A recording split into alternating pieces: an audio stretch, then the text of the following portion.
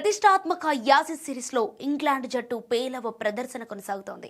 ఇప్పటికే వరుసగా 3 టెస్టుల్లో ఓడిపోయి సిరీస్ని కోల్పోయిన తరుణంలో ఆ జట్టు బ్యాటర్లు బెన్ డకెట్, జాకబ్ బేథెల్ చేసిన పనులు ఇప్పుడు ఇంగ్లాండ్ క్రికెట్ బోర్డును ఇరకాటంలో పడేశాయి. వారికి సంబంధించిన కొన్ని వీడియో సోషల్ మీడియాలో వైరల్ కావటమే ఈ దుమారానికి కారణం.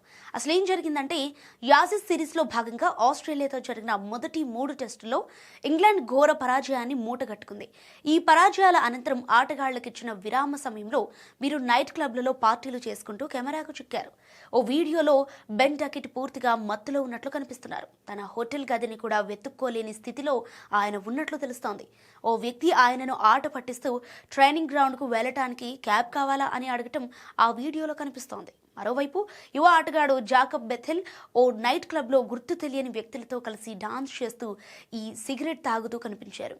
కీలక యాసిస్ సిరీస్ జరుగుతున్న సమయంలో జట్టు ఓడిపోతున్న ఆటగాళ్లు ఇంత బాధ్యతారహితంగా వ్యవహరించడంపై అభిమానులు ఆగ్రహం వ్యక్తం చేస్తున్నారు.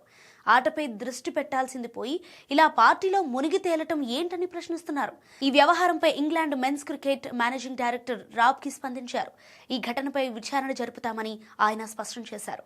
మా ఆటగాళ్లు అతిగా మద్యం సేవించారనే వార్తలు నిజమైతే ఖచ్చితంగా మేము దానిని సమీక్షిస్తాం. ఒక అంతర్జాతీయ క్రికెట్ జట్టు సభ్యులు ఇలా ప్రవర్తించడం ఏమాత్రం ఆమోదయోగ్యం కాదని రాబ్కి పేర్కొన్నారు. అయితే సుదీర్ఘ పర్యటనల వల్ల కలిగే అలసటను దూరం చేసుకోవటానికి ఆటగాళ్లకు బ్రేక్ ఇచ్చామని, కానీ దానిని దుర్వినియోగం చేయటం సరికాదని బోర్డు అభిప్రాయపడుతోంది. మరి ఈ వివాదం ఇంగ్లాండ్ జట్టుపై ఎలాంటి ప్రభావం చూపుతుందో చూడాలి. అలాగే ఆస్ట్రేలియా వేదికగా జరుగుతున్న ఈ 5 టెస్టుల యాషస్ సిరీస్లో ఇప్పటి వరకు జరిగిన 3 మ్యాచ్ల్లో ఇంగ్లాండ్ ఓడిపోయింది. సో 4వ టెస్టు ఈ జట్ల మధ్య డిసెంబర్ 26న ప్రారంభం కానుంది. మరి ఇందులో విజయం సాధించి ఇంగ్లాండ్ ఈ సిరీస్లో బోణీ కొడుతుందా లేదా అనేది చూడాల్సిందే.